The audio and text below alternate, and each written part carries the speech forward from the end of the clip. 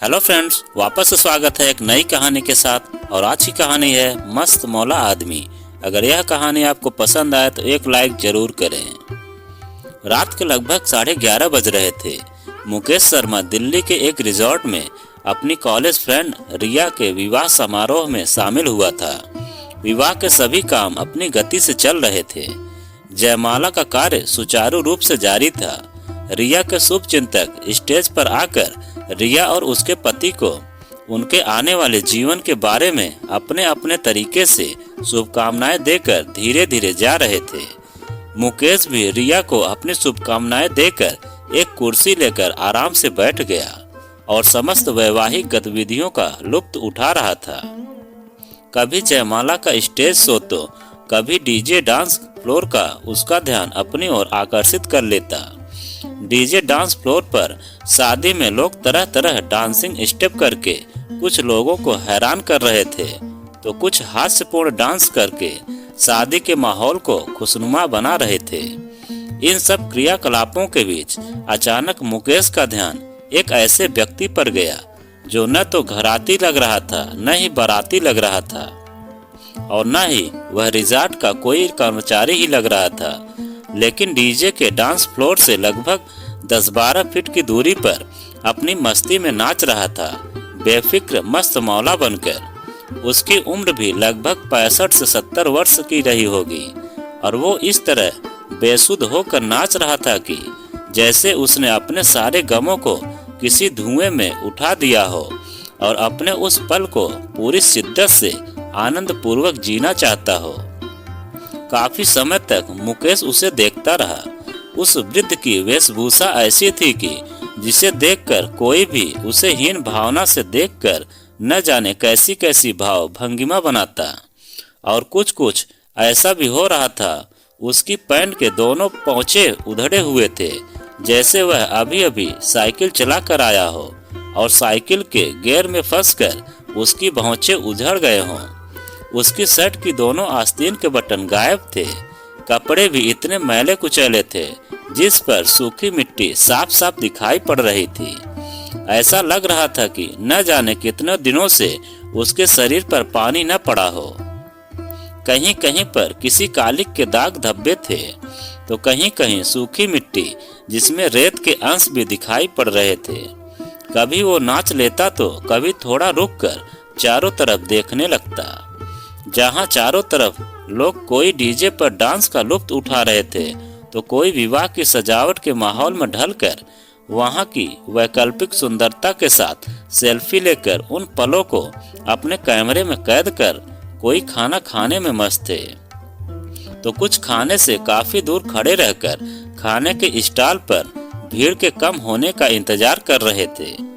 इन सब के चलते इस वृद्ध का ध्यान ऐसे दूसरे वृद्ध पर गया जो अपने पोते की अंगुली पकड़े खड़ा था, जिसका पोता बार बार उसे खींचकर कभी गोलगप्पे के स्टॉल पर तो कभी चाउमीन की स्टॉल पर तो कभी आलू की टिक्की की स्टॉल की तरफ ले जाने की जिद कर रहा था। लेकिन उसके दादा भीड़ में जाना नहीं चाह रहे थे। काफी देर बाद जब वह वृद्ध अपने पोते से हार मान गया तो अपने पोते के साथ उसी भीड़ में लग गया लाइन में। यह देखकर वह अजीब सा दिखने वाला शख्स बहुत जोर से रो पड़ा और अपने ही स्थान पर विभिन्न भाव भंगिमाओं के साथ नाचने लगा। उस अजीब से दिखने वाले शख्स के आंसुओं के दर्द को मुकेश पढ़ने की कोशिश में लग गया, जो कभी कमर लचकाता, कभी दोनों हाथों की मुट्ठी बांधकर दोनों हाथों की एक एक अंगुली हवा में लहराते हुए भांगड़ा करने की कोशिश कर रहा था। कभी कभी बीच बीच में रुककर उस दादा पोते के स्नेह को देखता, फिर आंसू बहाता और फिर मस्त मौला बनकर नाचने लगता। मुकेश बड़े गौर से उस अजीब वृद्ध व्यक्ति की प्रतिक्रिया देख रहा था और उसके आंसुओं को पढ़ने की कोशिश कर रहा था। जहां मुकेश ने उस अजीब से दिखने वाले वृद्ध के भीतर संवेदनाओं व समंदर देखा, जिसमें अजीब से दिखने वाला व्यक्ति न जाने कितने रिश्तों के द्वारा ठगा गया था। न जाने कितने रिश्ते बेटा बेटी, भाई बहन, पोता पोती, बहू बेटे इन तमाम रिश्तों का प्यार, स्नेह उससे छिन गया था।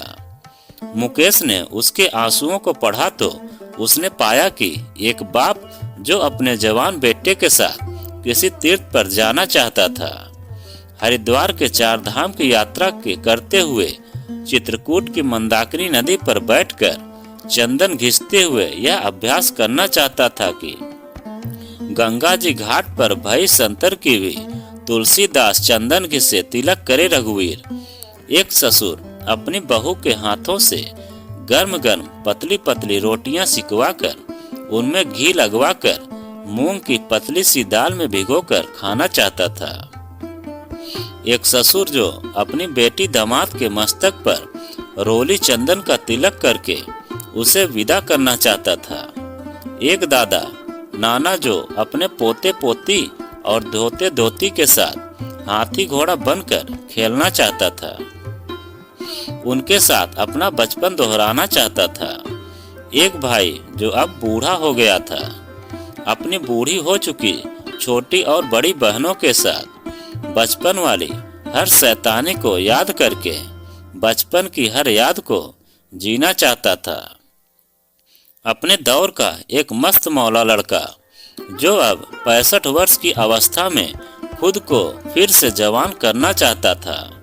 अपने स्कूल के दिनों में वह पहले के घंटे के बाद क्लास से 9 तो 11 होना चाहता था, जो अपने पोते पोतियों को स्कूल की छुट्टी करने के लिए कभी बुखार का तो कभी सिर दर्द का बहाना करना सिखाना चाहता था, और जो गर्मियों की छुट्टियां अपने मामा के घर पर बिताकर कभी खेतों में घुसकर न जाने कितने गन्ने तोड़कर किसी एक गन्ने को खाना चाहता था, जो किसी दशहरे के मेले में रावण दहन के बाद मची भाग दौड़ में खुद को खोकर फिर अपने मम्मी पापा को ढूंढना चाहता था।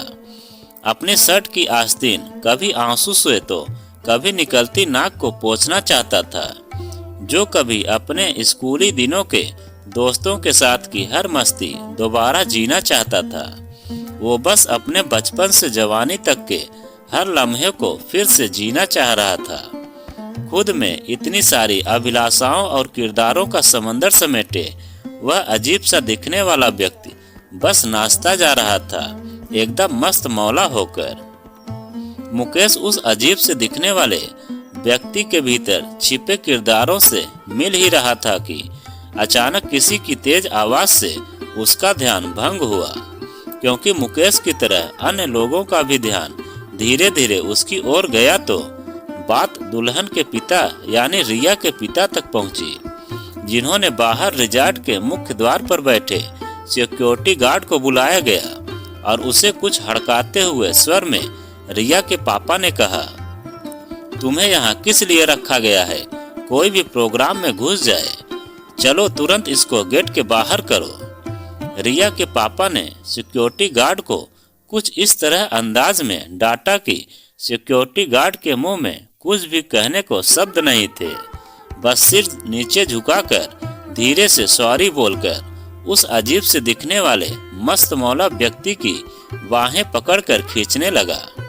तभी वह अजीब से दिखने वाला व्यक्ति रिया के पापा से माफी मांगने लगा, क्योंकि वह उस एक पल में अपनी पूरी जिंदगी जीने की कोशिश कर रहा था। लेकिन सुरक्षा गार्ड ने उसे पकड़कर सीधे गेट के बाहर कर दिया। लेकिन वह गेट के बाहर पहुंचकर भी उस अजीब शख्स को ज्यादा देर तक इस अपमान की वेदना नहीं रही। मुकेश, जिसने उस अजीब शख्स में एक मस्त मौला मलंग देखा था, उसकी प्रतिक्रियाओं को गेट के बाहर पहुंचकर देखने पहुंच गया था।